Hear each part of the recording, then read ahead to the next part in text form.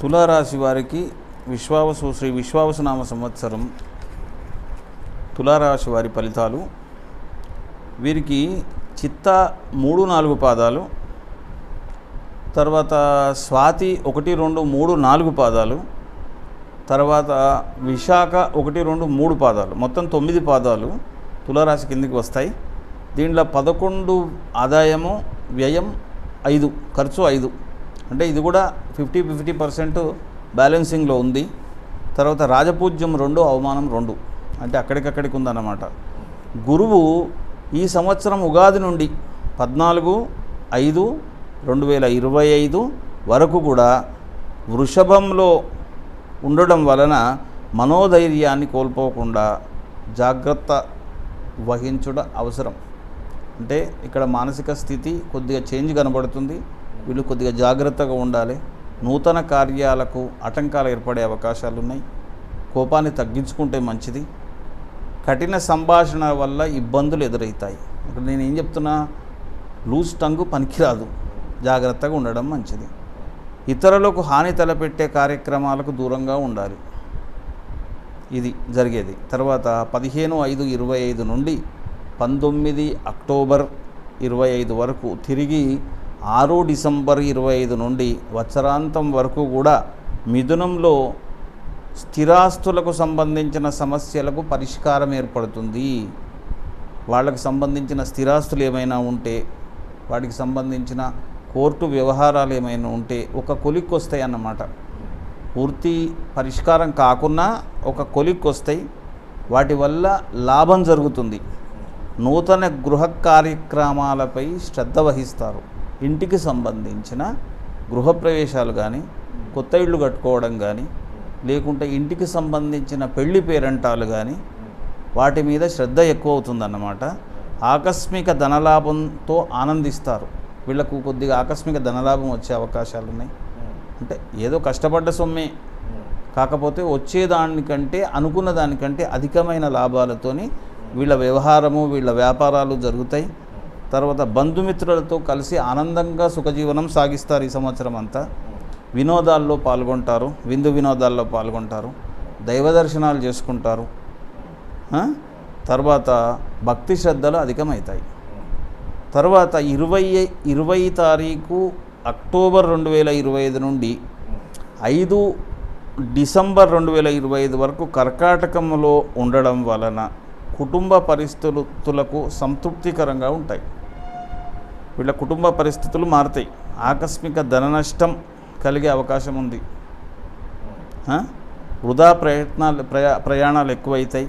బంధుమిత్రాలతో కలిగించుకోకుండా జాగ్రత్త పడడం అవసరం. ఇక్కడ ఏం చెప్తున్నా అంటే ఆకస్మిక ధన నష్టం అంటే ఇక్కడ జరిగేది ఏంటిది అని అంటే, ధనము అప్రయత్నంగా వేస్ట్ ఖర్చులు ఎక్కువైతాయి.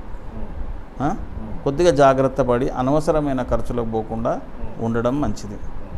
శని ఈ సంవత్సరం ఉగాది నుండి వత్సరాంతం వరకు మీనంలో బంధుమిత్రులతో కలిసి ఉంటారు.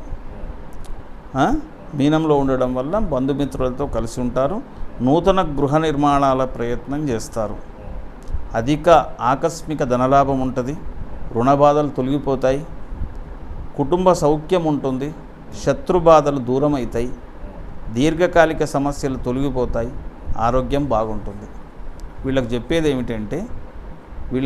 ఏమిటంటే ఓవరాల్గా కూడా వీళ్ళకు మంచి జరుగుతుంది. రాజయోగం ఉంటుంది.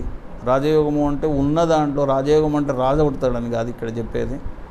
ఉన్న దాంట్లో ఒక మెట్టు అధికంగా ఉంటుంది.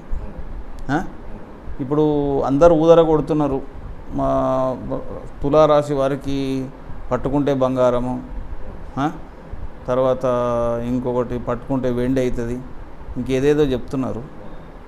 ఎవరి జీవితం కూడా అట్లా ఉండదు. పట్టుకుంటే బంగారం అని కానీ, ఉన్నదానికంటే అధికమైన సంతోషం ఉంటుంది. ప్రశాంతమైన జీవనం ఉంటుంది. ప్రశాంతంగా బతకగలిగే అవకాశాలు ఏర్పడతాయి. అట్లాంటి వాతావరణం దైవికంగా ఏర్పడుతుంది. వాళ్ళకి సంతోషమైన ఆహ్లాదకరమైన జీవన విధానం ఏర్పడుతుంది ఈ సంవత్సరం వాళ్ళకి. అంతేగాని బంగారం దొరకడమో, తర్వాత వెండి దొరకడమో, ఆకస్మికంగా కోట్ల రూపాయలు వచ్చి మీద పడడమో అట్లాంటివి జరగవు. ఇవి ఇట్లా చెప్పడం వల్ల ఏమవుతుంది, ముట్టుకుంటే బంగారం పట్టుకుంటే బంగారం అని చెప్పడం వల్ల జనాలలో ఒక విధమైన మోసం చేయడమే జరుగుతుంది అట్లాంటి మాటలు చెప్పడం వల్ల. అది కరెక్ట్ కాదు.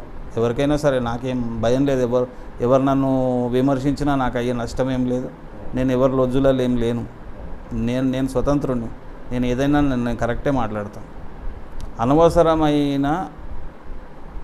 అనవసరంగా ఎదుటివాడిని ఇబ్బంది పెట్టడం మంచిది కాదు. ఏదో అవుతుంది వాళ్లకు అని చెప్పడం కరెక్ట్ కాదు. ఏదో అవుతుంది, ఏమవుతుంది కాకుంటే నీ సంగతి చెప్తా నేను. అది కాలేదనుకో నీ సంగతి చెప్తా నేను, అంతే కదా.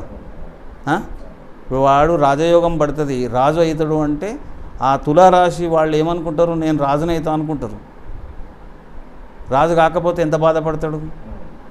ఏదో దొరుకుతుందని ఆశిస్తాడు కదా వ్యక్తి. ఏదో ఒక మంచి బెటర్ ఫ్యూచర్ ఉంటుంది అని ఆశిస్తాడు. బెటర్ ఫ్యూచర్ ఉంటుంది, ఉండదని నేను అనను.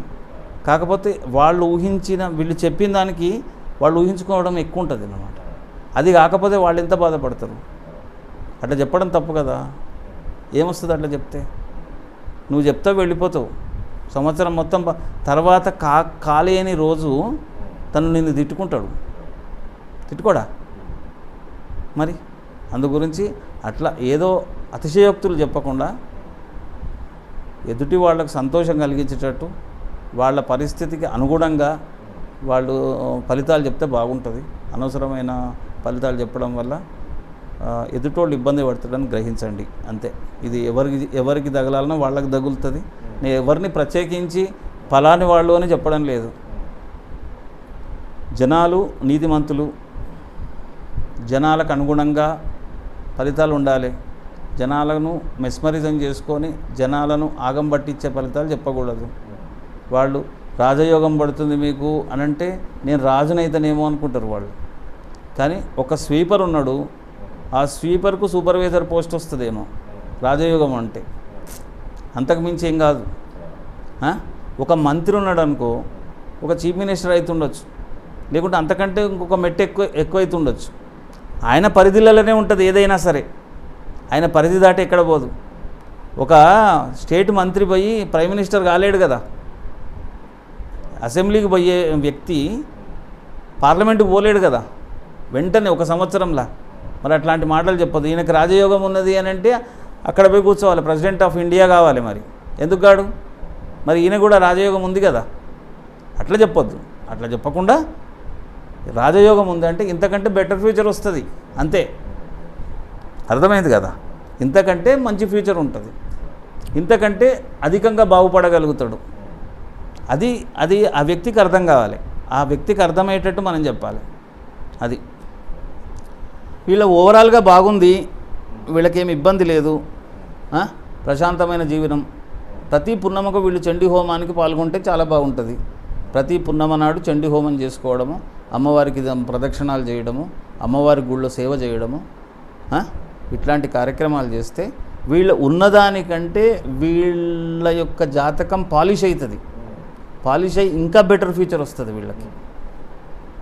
ఈ సంవత్సరం ఇంకా బాగుంటుంది. వీళ్ళకు ఉన్నదానికంటే ఇంకా పాలిష్ అది. ఇప్పుడు బాగుంది, ఇంకా బాగుండాలంటే ఏం చేయాలి? అది పాలిష్ కావాలి.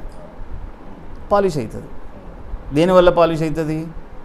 అమ్మవారి సేవ చేయడం వల్ల, అమ్మవారికి ప్రదక్షిణాలు చేయడం వల్ల, గుడికి వెళ్ళడం వల్ల, వాళ్ళ పిల్లలను గుడికి తీసుకురావడం వల్ల,